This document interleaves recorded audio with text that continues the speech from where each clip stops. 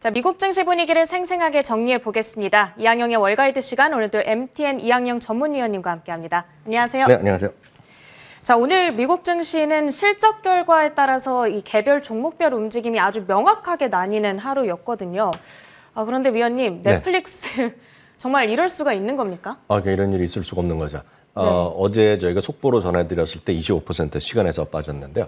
실제 오늘은 35%가 하락하면서 시가총액이 500억 달러가 사라졌으니 엄청난 일이 벌어졌습니다.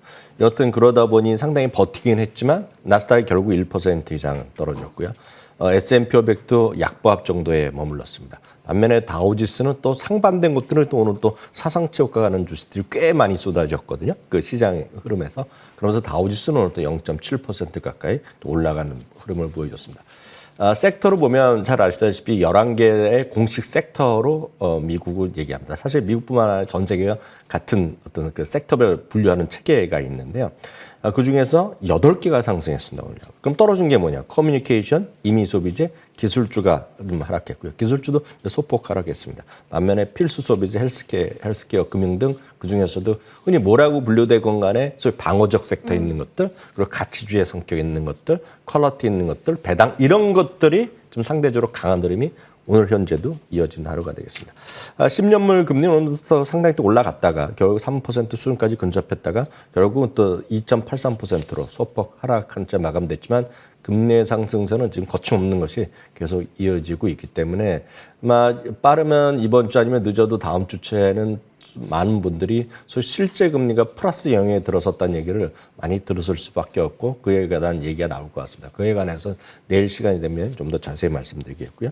미국 달러도 오늘 소폭 다소 진정됐지만 미국 달러의 강세도 여전한 추세의 힘은 살아 있습니다. 다만 좀 진정되기를 좀 바랄 뿐이다라고 이해하시면 되겠습니다. 넷플릭스 바로 다시 한번 정리해드리겠습니다. 오늘 35% 하락했고요. 연초 대비 무려 65% 그러니까 3분의 2의 가치가 사라졌습니다. 시가총액 500억 달러 증발했고요. 1분기 순가입자 수가 한 250만 명 정도 늘어날 거라고 어제도 말씀드렸지만 결국 어저께 발표된 것은 20만 명이 마이너스 났고요.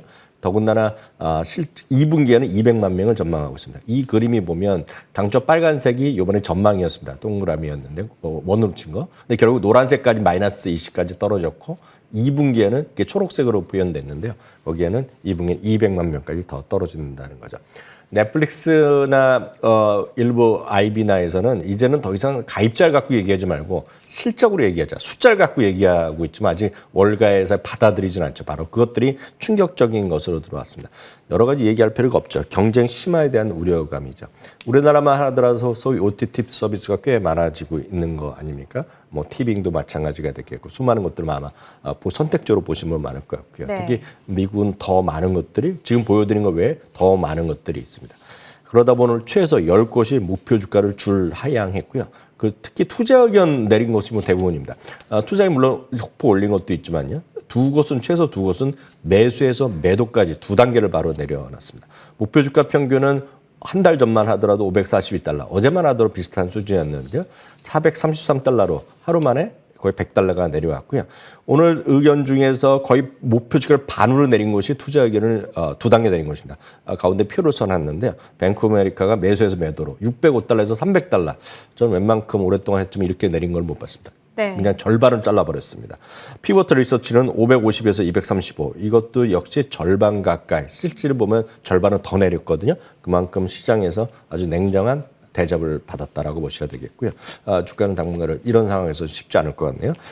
기타 스트리밍 관련 기업에도 바로 어제 선물시장 시간 외의 마감 그리고 어저께 장시작 전에도 영향을 미쳤습니다. 디즈니가 5.5% 떨어지면서 역시 연중 최저입니다. 워너브라더스 디스커버리도 오늘 6% 떨어졌고요. 파라마운트도 8.6% 떨어졌습니다. 로쿠도 6.1%가 오늘 하락하면서 비슷한 소위 스트리밍 산업을 하는 쪽은 다 떨어졌기 때문에 미국에서는 오늘 보면 소위 스트리밍 시장에 소위 거품이 꺼지는 것이 아니에요. 너무 많이 경쟁이 들어왔다. 이런 얘기들이 많이 있다는 것도 참고하시면 되겠습니다. 이 넷플릭스의 충격적인 결과가 여타 스트리밍 기업들의 주가까지 끌어내렸는가 하면 또 다른 기술주들의 투심까지 악화시키는 오늘 현상이 나타났거든요. 특별한 이슈 없이 빠진 테크 주식들도 많았습니다. 저희가 하나씩 리뷰를 해볼 텐데 그래도 전일 호실적을 전해줬던 IBM은 기술 섹터 내에서도 선방을 했죠. 네, 맞습니다. IBM 덕분에 실제로 보면 다우지수가 올랐다라고 네. 보시더라도 틀리진 않을 것 같습니다. IBM 주가가 급반등했어요. 7%가 올라갔는데요. 그래서 기대 이상 실적이 나왔다라고 보셔야 되겠고요. 그 다음 기술주들은 한 두 가지로 우리가 분리하셔야 되겠습니다. 소위 빅테크 중에서도 소위 어떤 하드웨어 쪽 이런 쪽에 강한 것들 그리고 조그만 상대적인 작은 것들도 마찬가지입니다. 그래서 약간 제조업 쪽을 갖고 있는 하드웨어 쪽은 선방했고요. 소프트웨어 쪽이 안 좋았는데요. 애플은 마이크로소프트는 선방했습니다. 애플이 뭐 0.1% 떨어졌지만 마이크로소프트는 0.3% 내리고요. 또 구글은 또 1% 이상 내리고 아마존도 2% 이상 내렸습니다. 대표적인 소프트웨어 쪽에 물론 분류는 정확하게 보면 커뮤니케이션 서비스지만 우리가 통칭 빅테크라고 얘기하는 거죠. 넷플릭스와 더불어서 빵을 구성하고 있는 거죠. 메타 플랫폼이 오늘 7%나 오늘 급락했습니다. 뚜렷한 이유라기보다는 소프트웨어 쪽에 있는 것들이 오늘 크게 내렸다라고 보셔야 되겠습니다.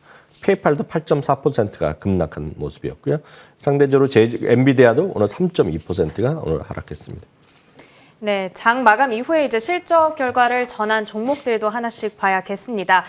테슬라의 실적 결과가 전해졌고 이제 조금 전에 막 어닝콜이 시작되고 있는데 오늘 결과가 완전히 서프라이즈였어요. 네, 다만 이제 미리 말씀드리지만 자동차 회사들의 실적 어닝의 발표는 다른 어떤 제조업이나 다른 소프트웨어랑 약간 다릅니다. 왜냐하면 네.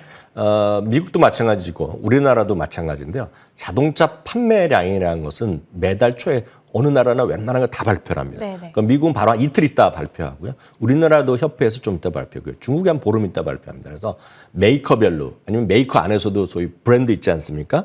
뭐 예를 들어서 뭐 제네시스면 제네시스, 제네시스 안에서도 상태네요. 소나타, 그랜저 이런 거 다 발표되거든요. 그래서 이미 테슬라는 매출이 작년 대비 워낙 많이 출하가 팔렸기 때문에 어느 정도 아는 겁니다. 다만 세세한 숫자가 부족할 뿐인데요.